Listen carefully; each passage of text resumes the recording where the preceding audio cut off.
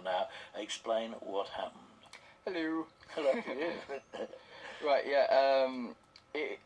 I've been part of the community for a good, I'd say about 2 years now, and I've been going every Tuesday for the coffee meets that we arrange, and we go there, we meet other artists, and we collaborate, we swap ideas, we do crit sessions with each other, and as a community we've grown quite strong and whatnot, and we've had loads of new people come in, and we just got thrown up. We got told that this birthday exhibition was coming on, and the community all got selected, and we all got given an artist statement into which we had to work as that person.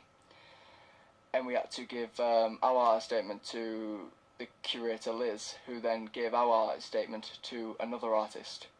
And then we all had to just go into this different persona of another person. We know that he was into your persona. Oh, Who yes. did you get? I got Stephen Carley. And what kind of person is Stephen Carley?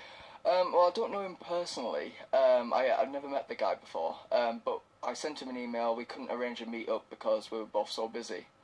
But he sent me his website. I had a good look at his website, did a bit of research, saw what his work is about and what he's about as a person. And for my piece, Wonder Boy in the Workplace, as I called it, it was about my first time in retail. So I kind of used his negative work to reflect my negative experience in the retail workplace. And you did a piece of art, hmm and then invited him to look at it, or? Well, we had an opening night, but I don't think he turned up, from what I remember. He had a piece of his own. I don't know who he got. He got Rick. I'm just wondering how awkward it could be if someone sees inside your head and you don't like what they've seen. Well, that was one thing that got brought up, but there was no complaints. Everyone loved it. Everyone was just showering each other with praises because we've all captured Now, each you're other in the well. studio, Dean, which you have the advantage over our listeners. You're in the studios of BBC Radio Sheffield, keeping out of the rain. Across the other side of the studio here, there is the piece of art that the Reverend Richard Stock did of and about you.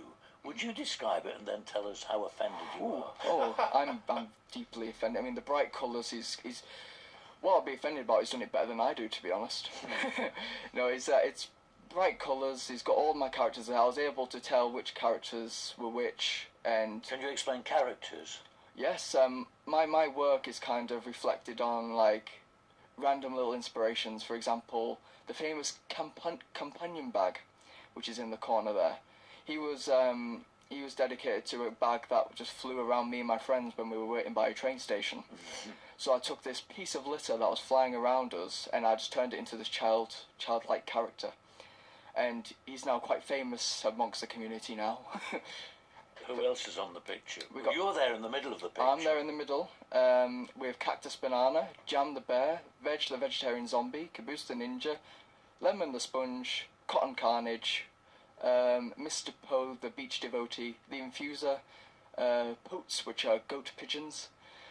These are a series of your creations floating round your head as you stroke your chin thoughtfully. Yeah, that is it, yes.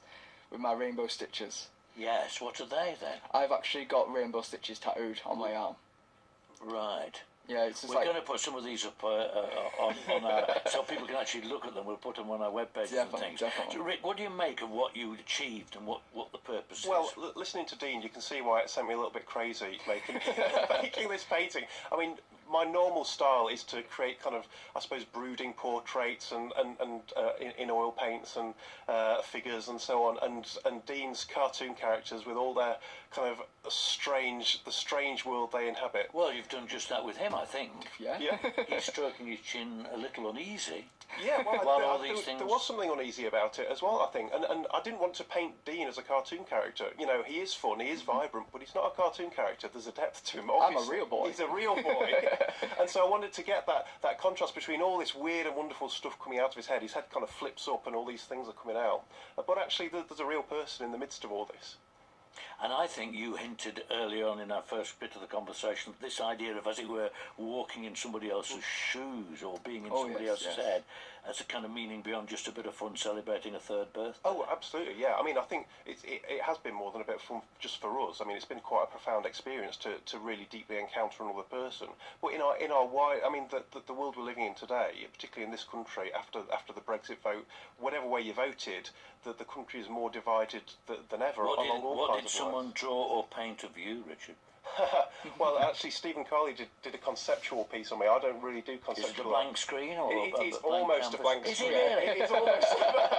Yeah. But you have to come down to 35 Chapel Hall to experience it. But actually, when I saw it, I was really unsettled because it got right to the heart of the way I paint and why I paint. So I was really disturbed by it, actually. You're brilliant. I'm sure we'll try and put some of this on social media. Thanks ever so much for coming in this morning. I've been cheering listeners up this morning with the prospect that the world is about to end in an hour and asking them what they do with the last hour. There's a bloke who's won a film award with it. What would you do with your last hour if you only had an hour to kill? Wow. That's quite on the spot there. I don't know. I've got you on the spot. Would you do a painting, Dean, or would you have a run in the park? Or well, I don't know. Probably just run around singing, eating. Oh no, actually no. I'll probably have a cup of tea. Cup of tea and watch it happen. Rick, what would you do? Well, I'd love to join Dean for a cup of tea, but I'd go and see my kids and tell them that I love them. All right. I suppose phone my family and say I love them you're too. too late now. That's not what you thought. You're too late. You tried, but you're too late. Thank After you the very cup of much. tea. It's Rick Stott and Dean Judd and it's BBC Radio Sheffield. Thank you both ever so much for joining us on BBC Radio Sheffield. That exhibition, I'll give you the details out in just a moment. BBC Radio Sheffield.